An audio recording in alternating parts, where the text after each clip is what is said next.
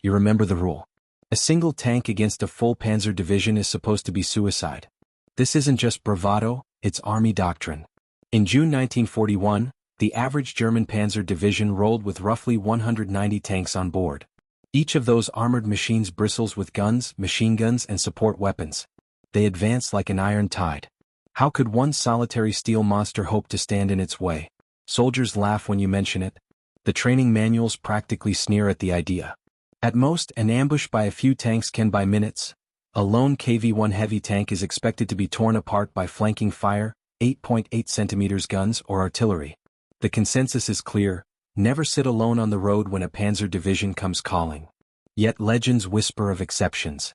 In WWII, Lithuania, a lone KV tank once stalled the entire German 6th Panzer Division for a full day. Even that tale is bizarre. A single KV, some say a KV-2, burned through anti-tank guns and held the Germans at bay until engineers finally grenaded its cupola. You've read those stories, and you felt that the rule needed an asterisk. But still, one tank versus hundreds of panzers? It should have never worked. And yet it did, once. Now it will happen again. This time you live it. You are Senior Lieutenant Zinoviy Kolobanov. You fought in the Winter War as a young lieutenant, leading a tank company in the snows of Finland. Battles taught you to aim true and hold your nerve. By August 1941, you're back in the thick of it, commanding the 3rd Company, 1st Tank Battalion, 1st Tank Regiment. Your unit is handpicked, 5 KV-1 heavy tanks, the best armor Moscow can spare. The rest of the division has 58 tanks total, only 7 of which are these steel behemoths. The KVs carry twice their normal ammo load, mostly armor-piercing rounds, because this battle is vital. All around you, the war has gone badly. On June 22, Hitler's panzer armies crashed across the border. By mid-August, Army Group North has smashed through the Soviet lines on the Luga River.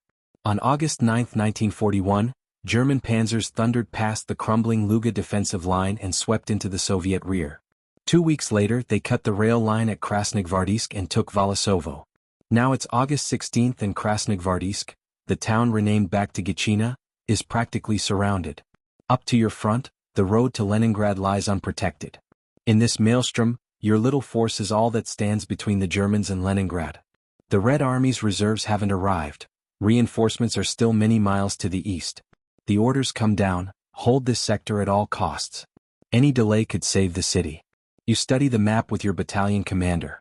3 enemy approaches fan out from the north: the road from the Luga direction, the road from Volosovo, and the highway toward Kingisepp. Baranov, your general, points and snaps. Pick the choke point. Block it.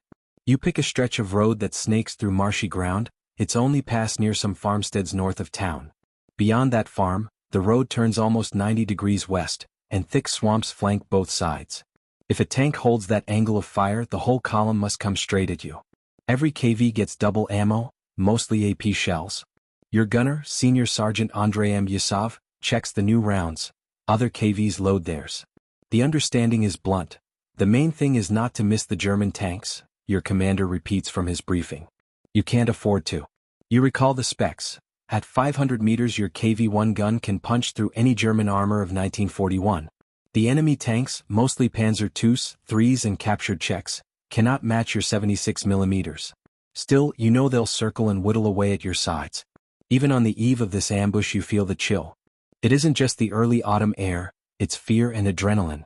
These 5 KV-1s must stay hidden. Your crew: Andrei on the gun, foreman mechanic Nikolai I, Nikiforov on driving, loader Nikolai F, Rodenkov, who doubles as backup driver, and radio gunner Pavel I, Kiselkov, all know their roles. Each face is set under the canopy. Neither you nor they express doubt. None is needed. The war demands this gambit. By nightfall on August 19, your brigade positions are ready. The swamp has swallowed your tracks. Even the clump of reeds where you parked is masked under green netting. A covered caponier protects the turret's flank, and a backup position is dug just yards away. Birch trees mark the kill zone. 2 prominent birches at the intersection, landmark number 1, and the crossroads itself, landmark number 2. The infantry guarding your flank is hidden aside. They'll fire only on your signal or when the KV guns roar. All is ready. The night is quiet. You lie in your sleeping bag in the KV's hull, thinking, waiting. Morning comes without fireworks. The dawn sky burns red. At first light you hear the distant roar of Heinkel bombers heading for Leningrad. a reminder of what you fight for. By 10 o'clock, whispered radio chatter says German tanks are on the Volosovo Road. A motorized column is advancing. You order your guard, do not fire unless your gun opens up. Up the highway in a dark grove your gut twists.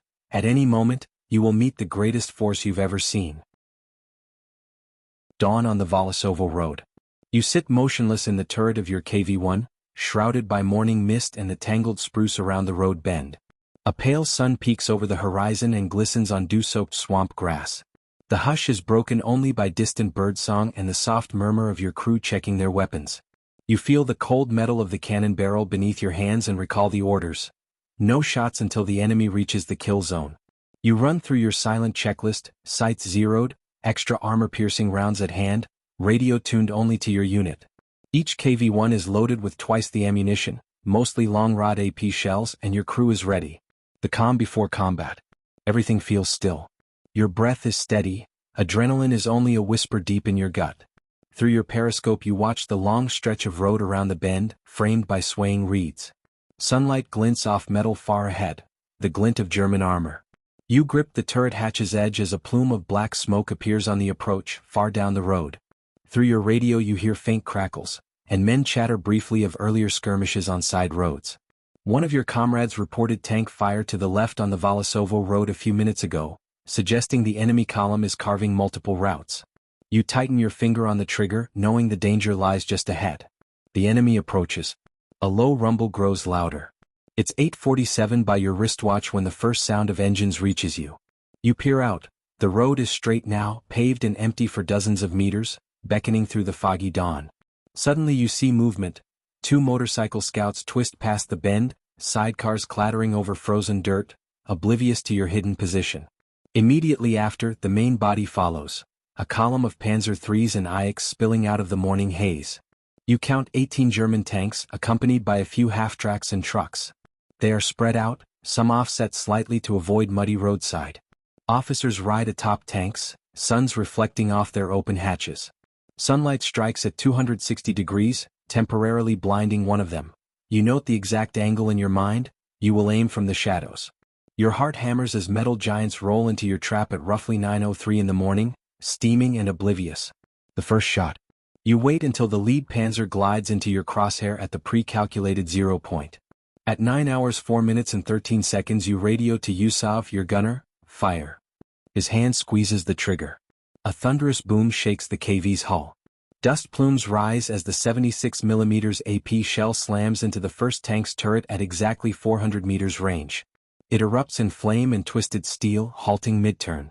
Crew atop it scatter or are thrown as the tank pitches forward, burning. The Germans freeze. Not understanding the ambush, one officer shouts something about a blown mine into his handset. Your loader wastes no time. You target the next tank as it slows at the intersection 50 meters ahead. Second shot. The shell tears through its side armor with a deafening crack, metal peels, armor plates spit rivets, and the beast's engine compartment bursts into bright flame. 2 burning hulks block the road. The carnage begins. Chaos erupts. Panzer III hatches slam shut, machine guns rattle into action, and tracer fire spirals into the gloom from every direction. But it is too late for the lead tanks, they are dead weight now. Through the smoke you glimpse the tank column compressing like a concertina. The 3rd and 5th tanks in line are gridlocked between the wrecks. Small arms and artillery sirens split the air as infantry scurry behind hedges. They think it's mines, you realize. That buys us time. Your loader passes shells. The radio operator quiets the frequency except for crackles. The KV's engine is silent. You keep it cut to avoid giving away your position. Behind you, a lieutenant's order is shouted over the comms. Red Army infantry, hold your fire. Kolobanov had decreed this. Let the tank scream first. You can only make out muffled static from your own crew chatter, but it's enough. In this lull you give a curt nod to Usov, reload. The gunner swiftly feeds in another AP round. The cowling is hot but still functional, you cannot let fear seize you. Sunlight breaks through clouds overhead, casting shadows that dance on the swampy ground. Countdown to impact. More movement creeps into view. 2 Panzer IX idle off-road, about 300 meters distant on the swampy embankment. Their tracks twist in mud as they try to swing their turrets. You hold your breath. The crosshair is now on the broadside of the rearmost truck in the line, 250 meters out. In your earpiece, Andrei's calm voice ticks off the range, 250. Ready on my mark, you murmur. Seconds stretch thin. 7, 6, an engine winds closer. At fire, another boom, and the truck's fuel tank disgorges a geyser of flame, hood crumpling. The German crews finally realize they are under attack. Mid-road ambush. Before the Germans can properly respond, Kolobanov orders, pick off the tail end now and box them in. You sight the last panzer of the column, a Stu G3 perhaps, creeping at the very back. At 350 meters, the shell slams through, erupting fire from the rear deck. Smoke billows. You then quick aim at the very last two tanks. 4 fast shots in 40 seconds. Each shot is precise. One metallurgical smack as a turret disintegrates, another as treads tear apart. Seconds later, 2 armored Moz gape skull-like at you. The column is locked. 6 German vehicles lie disabled or aflame, motionless on the road. Your firing platoon has just turned one end of the highway into a furnace and you have barely broken a sweat. In the shock, the Germans spray tracer and call out coordinates in a panic. Cassette. Feigned, in 270. It's a blur of bullets and flak rounds from multiple tanks. You feel the KV lurch slightly, a near miss as an enemy shell slaps into the damp earth, slicing clods of mud under your treads. You can almost hear the underside rails squeal with the recoil of your gun. The crew's hearts are pounding now. German command's nightmare. Under the plumes of black smoke, the German commander peeks from a tower hatch. With wide eyes, he sweeps the devastation. Tank carcasses, burning fuel, dead horses in the road. He blinks. One single KV-1 is doing this. On the radio you catch bits of frantic German commands over your static. They think it's a phantom force. An officer yells, "How can one tank be here? Call the Luftwaffe." You grin grimly. They finally perceive the impossible truth. Their entire advance is choked by one isolated Soviet tank. The transmission crackles with dread. Enjoying the incredible true story of one tank versus a column? Make sure to subscribe and witness how this battle unfolds. You return your focus to the battlefield with redoubled intensity. Even if the world knows now, you have work left to do. The duel continues. The Germans recover from shock in seconds. A hail of 50mm tracers and 88mm shells rattles your turret. On a ridge you spot a Pak-88 being unlimbered into position, the long barrel locking onto your silhouette. Despite the chaos, your radio operator Kiselkov only relays the bare minimum. Infantry approaching left flank. Gun crew crawling behind logs. You fire at them, one shell crumples a nearby anti-tank gun, and a burst of small arms tracers bites into the swamp. The mud and reeds around you spray with droplets as bullets ping off armor. Suddenly the ground near your left track implodes. An anti-tank shell smashes into the mud bank with a kaboom. Splinters of earth and reeds shower through the hatch. A jagged piece of metal bounces off the sloped front plate, skating down your turret, no penetration. In the small moment of silence after the explosion, your crew shares a look of relief. That was too close, you think. The KV's thick armor has saved you again, but the others are getting bolder. Bridging pauses in the fury. In a brief lull between volleys you catch your breath. Your forehead is damp. Sweat trickles into your eyes even in this cool air. You wipe it away and speak softly to your crew. Keep calm. Stick to the plan. Usov loads another shell. The radio operator hums a silent chant in Old Russian, maybe a prayer. Around you the smell of burning fuel and scorched vegetation is heavy, like gunpowder perfume. Despite the turmoil, your mind flashes to a memory, a wartime lesson about patience under fire. Now you lean on that training. Every shot must count. Re-engaging the enemy. Seconds later, a new cluster of Germans creeps forward. On your right flank, at 200 meters, a Panzer II ambles out of tree cover, maybe trying to flank. It's too close for comfort. Without hesitation you pivot the turret and open fire. The round slams in, igniting the ammo rack. One down, Usov breathes. More sparks. Immediately, an infantry squad bursts from the treeline to your left, grenade launchers hooting. You yell an order to duck as shrapnel thuds into the hatch. The loader ducks behind the seat. You lean lower. The angry shouts in German echo around you. You stand up to return fire. The commander's periscope lines up on a medium tank lurching forward at 150 meters. Calculation blurs. With a deafening crack, its turret splinters. The turret top snaps off. It rolls to a halt. Shell shards rattle in your compartment like hail. 5 destroyed now, and so much adrenaline coursing that your fingers ache from the trigger recoil. Desperate resistance. German reinforcements arrive. An 88mm finally has a bead. You feel the ground lift as an incoming shell impacts 10 meters ahead, sending a pillar of mud and reeds skyward. Mud plaster covers your visor. You pause for an instant to clear your view. Static and shouts fill the radio. The Germans, stirred by now, are redirecting everything at you. You know they have lost more men chasing this seemingly indestructible tank. Despite this, you push the KV's engine into the woods slightly, repositioning for better cover behind fallen logs. A steamy hot breath of recoil hangs in the air after each of your shots. Your gunner calls out ranges and adjustments. 150 up 1 mil. Fire. Each time, the heavy gun's thunder echoes through the swamp. Bullet holes and machine gun rounds pepper the wood around you. Once, the turret is showered with lead. Kolobanov's heart lurches until he confirms nothing penetrated. He lets out a slow breath. Numbers and deadly precision. Bullet by bullet, shell by shell, you chip away at the enemy's will. At 9:22, as the column scrambles, you tally targets. 5 more tanks are immolated in quick succession. 2 more Panzer IIIs burn. A Krasnogvardeysk half-track flips into a ditch. The crosshair darts from target to target with mechanical calm. Your crew works like clockwork. By 9:35, 11 German armored vehicles lie in burning wreckage. All the while, the distance markers on your telescopic sights count down from 400 to 100 meters and back, every meter critical. Andrei's breaths are shallow but controlled. Nikolai, the driver, occasionally readjusts the position by a few centimeters, whispering the new azimuth. Edge of seat moments. One instant you sense something wrong.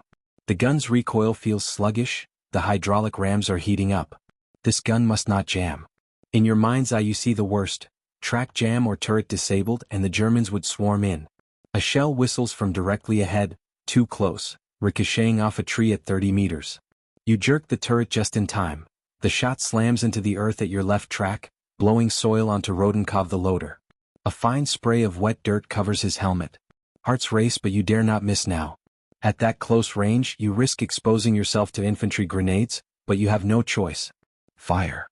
The command erupts in your throat as you swing the gun to catch 2 infantry squads dashing through the woods. The trajectory of the shell is a rapid arc in the dawn light. It lands amidst the Germans behind a charred tank carcass, fragmentation tears into them. Your crew hears muffled screams through the hatch. Their pause is brief, order is immutable, hit every target. German panic mounts. The German command finally comprehends the blunder. They are bogged by 1 tank. You overhear a radio snippet as the airwaves carry panic German. "Es ist ein Monster. We need armor reserves, Schweinerei." Tanks try to flank but swamp sucks them. One after another the enemy pushes against the hidden HV-1. The muddy ground betrays their attempts. Tracks submerged and engines choking on water. You notice their frantic strategy changes. An 88 is dragged forward, and they lob shells from longer range now. Red tracer lines cut the morning haze as they coordinate a heavy shotgun into the woods. For a terrifying moment, dozens of rounds converge on your position. You count 6 impacts on your hull in 10 seconds, each time the turret shudders. But then silence. Kolobanov's training whispers that the Krasnogvardeysk beast has armor plates like fortresses. None have punched through. You swallow adrenaline as the roar of your gun resumes. The turning point. An extraordinary calm falls between shouts. You know the Germans have gone back to their bunkers to figure out your position. A lone figure creeps on foot. A dismounted lieutenant flanks to spot you with binoculars. Range 120 meters. It's tempting to waste a shell on his spotter, but you have bigger targets. Not yet, Kolobanov thinks, eyes on the flailing tanks. From your hatch, you lock onto a huge target. A long-barreled Panzer III coming round to assault. Precise shot. The black smoke of its exhaust is engulfed in a blast. Engine roars into silence. Its turret bows beneath the earth. At 9:47 you finally hear triumph. Sha! A fragmenting shell sinks through its flimsy side armor. It falls onto its side. 2 simultaneous German screams join with the explosion as 2 more combat engineers drop for cover. Your arm muscles ache from the repeated recoil. Victory and respite. By 9:55, the road is a graveyard of German firepower. You stare out the periscope at 15 destroyed tanks and counting. The air is acrid with cordite and smoke. Buzzing flies circle charred steel like vultures. The wounded groans are nothing but echoes. You ease away behind a thick oak to reload and survey. It's too quiet now. Perhaps the Germans think the ambush ended with the early barrage? They have, for now, fallen silent, likely regrouping. In the quiet, your crew breaks cohesion. Andrei exhales heavily as he cleans the barrel. He then manages a tired grin at you. Nikolai loosens his grip on the wheel, checking the KV's guts, damage control. You thumb the microfilm of an earlier map that pinpoints where other Soviet tanks waited. You realize new orders were coming. This sector is your responsibility alone for now. Kolobanov glances at the lead tank he's wrecked, thinking of his training. Sustain fire, be relentless, and no one can stop you. This momentary pause is needed but not luxurious. Outside, the sun is an hour higher, still cool but burning away the dawn mist. A fresh breeze smells of forest pine and hot metal. From your vantage, you count the enemy losses: 18 German tanks disabled or destroyed, 2 artillery pieces, and assorted troop carriers. And you are alone. The impossible odds have become reality. The enemy is stunned. Now is the time to strike again before they recover. You feel a surge of grim satisfaction. The eastern sky is stained with black smoke, but the road ahead is clear for you, and you will keep it that way. You step back from the smoking wreckage and let the silence settle around the grove. The convoys and flames are still, and the air is heavy with powder and burnt rubber. Somewhere far up the road, other German vehicles grind to a halt. You can almost feel their momentum dying off. Your single KV-1 has done more damage than anyone on your side expected. Meanwhile, at German forward command, reports crackle over the wireless. Stunned officers compare notes: 20 tanks gone, lost in the swamp. 1 radios. They shake their heads. No one believes that 1 tank could have done all this. What they didn't know was how perfectly the ambush was arranged. In the gloom, the Germans imagine entire companies of hidden guns. In reality, you and your crew managed to strike again and again from the same dug-in position. Under the thick pines, a Soviet officer peers through binoculars at the smoking horizon. Even he scarcely dares report what he's seen. At headquarters, the news arrives in fragments. Heavy losses, trucks and tanks destroyed, Nazi blood on the road. Initially, Soviet commanders nearly reject the message. It sounds like a legend. The tally of destroyed German armor is staggering. The division's senior tank officer barks at you to write it down again and again. Still, no report can capture the truth faster than the survivor's silence. Your KV-1 clatters home with 156 scratches on its turret, none penetrating. In less dramatic tones at Soviet HQ, the feat is noted. Messengers hurry to corroborate wrecks on the road, and awards begin to trickle out. But the truth is too big to swallow quickly, and the front line is chaotic. Meanwhile, the Germans do their best to make sense of it. They overestimate, fearing heavy Soviet tanks everywhere. At dawn, Colonel A reviews maps and dispatches orders: halt all advances, regroup, probe the flanks. Panzer officers mutter of mines or new Soviet supertanks. Some look skeptically at their logs. The tallies don't match what they think they face. The rumor spreads in the Panzer divisions that a whole battery of KV-1s is lurking in this corner of swamp. The Germans won't learn until much later that a single KV-1, commanded by 1 officer and his crew, pinned them down. For now, they adjust their plans. Divisional HQ orders a lull in the push toward Leningrad. The great drive to encircle the city is delayed by precious hours while formations shuffle to fill the void. You can sense this from afar.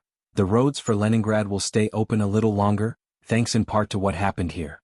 Back with you in the weary morning light, the mood among your comrades changes. Word of the victory, that 1 tank held an entire division, spreads by radio and whisper. In the trenches and command posts of the Leningrad sector, eyes burn with pride. Every soldier hears the name Kolobanov now. Here's how 1 heavy tank swallowed dozens of enemy machines. A ragtag militiaman whispers to his buddy on the rail line, "We have stout hearts, comrades, better than they knew." The local partisans treat it as a sign. Even the housewives in nearby villages murmur about this exploit as an auspicious omen. In a war full of defeats and retreats, it is as if you have conjured a miracle in the swamp, and the ripples reach the bunkers of both sides.